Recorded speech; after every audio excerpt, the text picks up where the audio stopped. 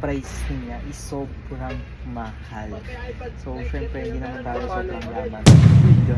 Tulad yan, di ba? Muna lang siya. Baka dumulas, di ba? Tapos magkaroon bigla ng issue. Syempre, mga ano pa rin, sensitive pa rin to. Ayan, bali, ito pala siya. Ayan, ganun siya kanipis. So, may...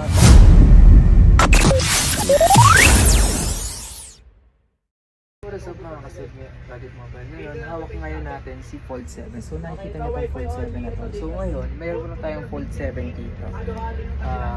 Tingnan natin kung ano masasabi natin sa Samsung Galaxy Fold 7. So tara, samahan niyo akong unboxing. Quick video lang to mga kasegme. Tara, tingnan natin.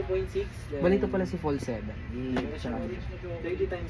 Bali si Fold 7 pala, so hindi nakakaalam, kaka-release lang ni Fold 7. Tapos ang starting price po niya is sumabot siya ng 100,000. Wow! So, yun yung starting price ni Fold 7. 100. Parang kung bumili ng box. May one line siya. So tara yan, unboxing natin pa. So yun, nakakatakot na lang siya hawakan kasi nga, alam mo yun, parang pag na-box stock, diba, may something mangyari na agad sa kanya. So syempre, phone pa rin po yan, fragile din po yan, babasagin. So yun, nakakatakot lang din siyang hawakan. Kasi tapos, alam mo yun, yung pressure niya, yun yung mas nakakatakot hawakan. Kasi yung price niya is sobrang mahal.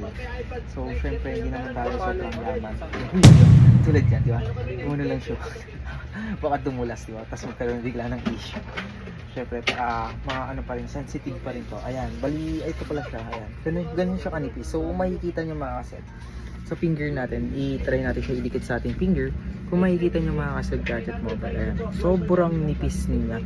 Halos malaki talaga yung finger. So, ngayon, sa pulan ko kayo, so yung sa appearance niya na, yung nipis kagad yun yung napansin natin. Kasi sobrang nipis niya mga kaset.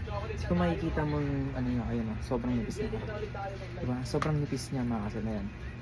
So, yun yung unang-una natin napansin sa Samsung Galaxy Fold 7. Yung nipis niya, di ba? Kasi sobrang nipis niya, isipin mo din, paano nila nalagay yung mga board dyan, motherboard, yung battery, tapos yung camera, tapos yung front camera, tapos yung something mga hardware niya, is paano niya nalagay dito sa ganito kanipis na cellphone? Halos yung LCD, di ba? Halos dikit na rin, tapos yung frame, diba? Paano nila nagpag-cash dito? So, yun lang yung unang-una natin napansin sa phone na to is yung nipis nila. Kasi isa yun sa mga talagang kaya bumili ng iPhone sa ano niya, nipis. So, kukuha tayo ng Samsung Fold 7. Kung ano ba yung ano nila, differential. Meron siya Samsung Fold 7. Ay, Fold 6 pala siya. Yung Fold 6 ganito, medyo small pa yung kanyang screen. Tapos yung ano nila, comparison nila. Ayan kung makikita mo, ayan, diba? Parang doble. Alam mo ba si Fold 6 is manipis na rin po siya. So, papakita ko pa kayo ng Fold 4. So, ang Fold 4, yung Fold 4. Pagka natin si Fold 4. Ang Fold 4, ganito siya kanipis. So, ganito siya kakapal, diba? Halos doble ni Fold 4. Ayan o. Ayan, diba? Halos doble ni Fold 4. Yung kanyang size. Or doble tuloy ni Fold 4. I mean yung size niya is parang dikit na sa isang screen ni Fold 4. Ayan, kung makikita niyo siya. Ayan, diba? Sobrang nipis. So yun lang nakakasid. Pero ang ganda ng ano nito, napanood ko yung reviews nito, sobrang ganda ng unit na to ni Fold 7. Kumbaga, dito na yung game changer nila talaga sa mga Fold series.